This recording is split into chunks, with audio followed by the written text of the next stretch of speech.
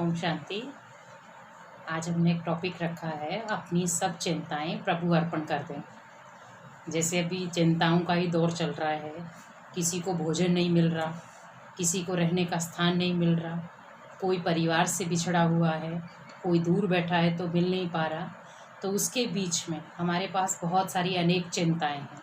उस चिंताओं के बीच में हमें इस समय परमात्मा को यूज़ करना है, क्योंकि इस समय भगवान भी हमें कहते हैं कि बच्चे अपनी जितनी भी चिंताएं हैं वो सब मुझे अर्पण कर दो। और अर्पण हम तभी कर सकते हैं जब खुद को उसके आगे समर्पण करेंगे। जैसे मान लो एक कूली है, वो कूली जब सिर पर बोझ रखता है तो उसे पता है कि मैंने बोझ क्यों रखा है। तो क्यों रखा है उसने बोझ?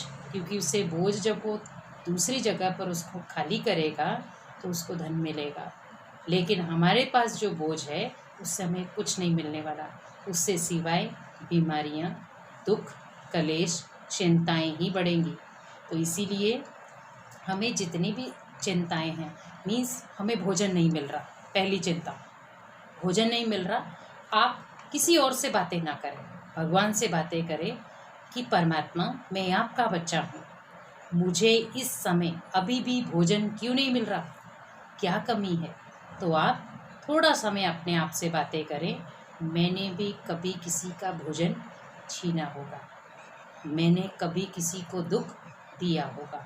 तो 2 मिनट बैठ के, भले हम अमीर हैं भले हम गरीब हैं, लेकिन 2 मिनट बैठ के आप शांति में सभी आत्माओं से क्षमा फील खोजें कि आप सभी आत्माएं मुझे क्षमा करें, जिन जिन आत्माओं को मैंने कभी भी दुख दिया हो, दर्द दिया हो। तो आप ऑटोमेटिकली आभास करेंगे कि जब हम कोई चीज़ को अपने जीवन के अंदर अपनी कमी के रूप में स्वीकार कर लेते हैं तो ऑटोमेटिकली वो कमी आपकी विशेषता बन जाती है। जैसे कोई आपको कह दे कि आपके अंदर बहुत सारा क्रोध है, हम नहीं मानते हैं, लेकिन वही हम भगवान के सामने जाकर हम कहते भी हैं हम क्रोधी हैं, लोभी हैं या कपटी हैं। इसीलिए हमें इस समय चिंताओं को बढ़ाना नहीं है, खुद का चिंतन करना है। क्योंकि जैसे कल के टॉपिक में भी हमने बताया था 2 दिन पहले, कर्मों का विचित्र खेल, हमारे ही बोए हुए इस समय हम काट रहे हैं। तो क्यों ना हम सारी चिंताएं उसको दे दें जो हमारे लिए बैठा है, क्योंकि भगवान को भी हम कहते हैं ऊपर वाला जाने। तो इस समय हम नीचे वालों को इतना सिस्टम में क्यों आ रहे हैं, हम ऊपर वाले को भूल गए कि उसने मेरे लिए कुछ बुरा नहीं कुछ अच्छा किया होगा। आज ये वायरस भी आया है, हमारे लिए कुछ अच्छी सीख लेके आया है, क्योंकि हम बहुत सारी आत्माएं ऐसी थी जो इस समय भगवान से बेमुख थी। मीन्स उन्हें कहा जाता था भगवान को कुछ समय के लिए याद कर लो या भगवान का कुछ समय के लिए ज्ञान सुन लो, लेकिन उनके मुख से एक ही शब्द निकलता था, हमारे पास अभी टाइम नहीं है, जब टाइम होगा तो हम मिलाएंगे या ज्ञान सुन लेंगे या याद कर लेंगे। अब आपके पास टाइम है लेकिन द्वार बंद है, क्या कर सकते हैं हम। इसीलिए भगवान भी हमें एक चीज़ हमेशा कहते हैं कि पहले दुनिया वालों ने कहा शेर आया शेर आया, हमें समझ नहीं आई, लेकिन जब वह घर के बाहर आ गया, अंदर आने की कोशिश कर रहा है तो हम डर गए।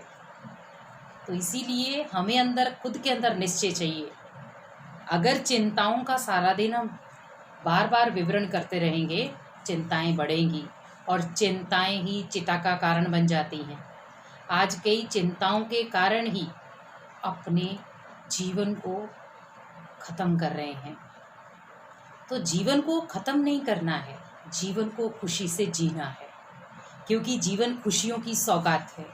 उस सौगात को हम कैसे फील कर रहे हैं। जैसे कोई आपको गिफ्ट दे के जाता है तो हम बहुत संभाल के उसको रखते हैं। भगवान ने भी आपको खुशी की एक गिफ्ट दी है, उसको बड़े संभाल के रखें। वो किसी किसी के पास रहती है, सभी के पास नहीं। तो इसीलिए आप कुछ समय अपने साथ विचार करें, अपने आप से बातें करें, मैं क्या था, क्या बन गया। जब मैं छोटा सा बालक था तो मेरे अंदर ना ईर्ष्या थी, ना क्रोध था, ना नफरत था, ना चिंता थी।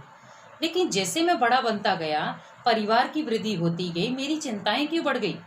क्योंकि जब मैं छोटा बच्चा था तो सारी चिंताएं मैंने भगवान को सौंप रखी थी, और जैसे जैसे मैं बड़ा बन गया सारी चिंताएं भगवान से भी मैंने ले ली कि मैं खुद कर सकता हूँ, लेकिन हम भगवान नहीं हैं, हम ओनली एक साधारण से इंसान हैं। और अभी भगवान हमें साधारण से इंसान से भी हमें मनुष्य से देवता बनाता है। लेकिन देवता भी हम तब बन सकते हैं जब हम दैवी गुणों पर चलेंगे, जिसमें दैवी गुणों में नाम आता हर्षित मुक्ता, गंभीरता, रमणीकता, पवित्रता, धैर्यता। क्योंकि हर चीज़ में हम बहुत ज़्यादा जल्दी इमोशनल हो जाते हैं, जल्दी धैर्यवत्ता को खो देते हैं। तो हमें थोड़ा सा सोचना है, विचार करना है, क्योंकि चिंताओं से हमें कुछ नहीं मिलने वाला। आज हम परिवार की चिंता भी कर रहे हैं, मान लो कोई शरीर भी छोड़ रहा है, अगर नॉर्मली आपके घर में वो होता, घर में होते भी वो बीमार होकर के शरीर छोड़ देता, तब भी तो हम उस चीज़ को फील करते ना, उस सिचुएशन को लेते। लेकिन इस समय हम कहते सरकार हमें अपने घर के मेंबरों की बॉडी को नहीं दे रही है जो ख़त्म हो रहे हैं। आप खुद सोचिए, आपके लिए ही वो सोच रहे हैं कि चलो इसने तो अपने जीवन का अंतिम श्वास ख़त्म किया, लेकिन आप उस आत्मा ने जो अंतिम श्वास ख़त्म किया लेकिन आपको बहुत सारी सांसें देकर गई है। तो इसीलिए आपकी सांसों को बचाने के लिए ही उसकी अंतिम सांस की विदाई स्वयं हमारे डॉक्टर्स, हमारे पुलिसकर्मी कर रहे हैं। तो हमें उस पर आक्रोश नहीं दिखाना है, हमें उनका और ही धन्यवाद करना है। हम बहुत सभ्यता से, हमें अपने परिजनों का जाने का दुख ज़रूर होता है, लेकिन हमें साथ साथ में ज़रूरी नहीं है कि हम उस दुख की घड़ी में भी उसको दुख ही पहुँचाएं। हमें थोड़ा सा उसको शांति का दान देना है कि वो जो आत्मा है जहाँ भी जाए, अगले घर में भी जाए तो शांति का जीवन व्यतीत करे। क्योंकि शांति बार बार नहीं आती, लेकिन अशांति आप घर से निकलेंगे शुरू हो जाएगी। लेकिन शांति आपको कोई कोई दे सकता है, लेकिन अशांति के लिए पूरे द्वार खुले हैं, किसी के भी पास बैठ जाओ। तो इसीलिए हमें शांति को इस समय अपने जीवन की संजीवनी बूटी बनाना है। क्योंकि शांति को अगर संजीवनी बूटी हमने बना लिया तो ऑटोमेटिकली चिंताएं, दुख, दर्द सब भूल जाएंगे। ओनली एक चीज़ का याद रखें, परमात्मा मेरे साथ है, और जिसके साथ परमात्मा है उसके पास भले कोई से बड़ी परिस्थिति भी आ जाएगी, वो कभी निराश नहीं होगा। और हम निराश क्यों हो? क्योंकि भगवान ने हमारे सिर पर हाथ रखा है कि बच्चे चिंता मत करो, मैं बैठा हूँ। अगर वो बैठा है तो वो सब देख रहा है। किस कहते हैं ना, जैसी करनी वैसी भरनी। तो इसीलिए हम जो करेंगे वो खुद भरेंगे। इसीलिए हमने जो पीछे किया उसका चिंतन ना करें, लेकिन आगे जो हम करें उसका चिंतन करें कि जो भी हम करें वो बड़े प्यार से करें, बड़े व्यवहारिक रूप से करें, क्योंकि उसमें अनेक आत्माओं की जानें बसी हैं। अगर आप एक एक भी नियमों का पालन करेंगे तो ऑटोमेटिकली आप एक के हाथ में लाखों के अंदाज में जाने बचाने की क्षमता है।